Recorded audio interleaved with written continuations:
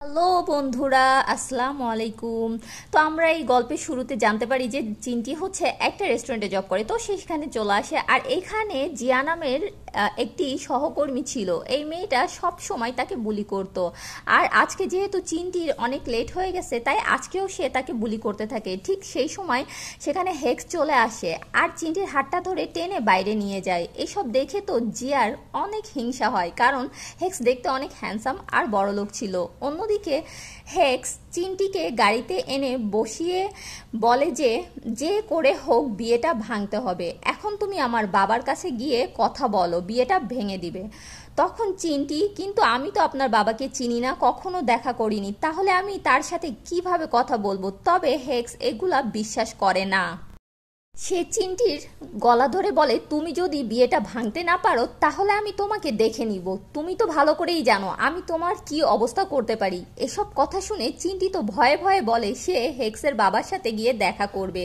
তারপর হেক্স চিন্টিকে গাড়ি থেকে নামিয়ে দিয়ে সেখান থেকে চলে যায়। এবার চিন্টি বাধ্য হয়ে আবারও তার মায়ের কাছে এসে বলে, মা তুমি এই বিয়েটা ভেঙে দাও। কিন্তু তার মা বলে, এইটা আমি একদমই করতে পারবো না, কারণ আমি অলরেডি 20 মিলিয়ন টাকা নিয়ে নিয়েছি। এমনকি সেই টাকার থেকে কিছু টাকা তো আমি খরচও করে ফেলেছি, সাথে একটি কন্ট্রাক্টে সাইনও করে দিয়েছি, তাই এখন তোমাকে বিয়েটা করতেই হবে। তারপর চিন্টি বাড়িতে এসে তার একটি ডায়েরি থেকে একটি ছবি বের করে। এখানে তার সাথে আরেকটি ছেলে ছিল। এখানে চিন্টি ওই ছবিটা নিজের বুকে জড়িয়ে ধরে, কারণ সে এই ছেলেটাকে লাইক করত। এদিকে হেক্স তার দাদি আর বাবার সাথে বসেছিল। এখানে হেক্স এর বাবা তার দাদিকে বলে হেক্স তার আর চিন্টি লিভ টুগেদার করছে। গতকাল রাতে চিন্টি তার সাথে ছিল। দাদি তখন অনেক খুশি হয়ে বলে, তাহলে তো খুবই ভালো, খুব দ্রুত একটি নাতি নাতনির মুখ দেখতে চাই, তোমরা খুব দ্রুত বিয়ে করে নাও। হেক্স বলে সে বিয়েটা করতে পারবে না। তখন তার দাদি শরীর খারাপের নাটক করে ইমোশনালি ব্ল্যাকমেল করে, যার কারণে হেক্সের বাধ্য হয়ে বিয়েতে রাজি হতে হয়। অন্যদিকে চিন্টি যখন কাজে যাই, জিয়া তাকে আবারও বুলি করছিল আর বলছিল, এত হ্যান্ডসাম একটা ছেলে নিশ্চয়ই অন্য কোনো কারণে তোমার সাথে প্রেম করে, তাই না? তোমাকে দেখতে তো একদমই শাকচুন্নির মতো লাগে।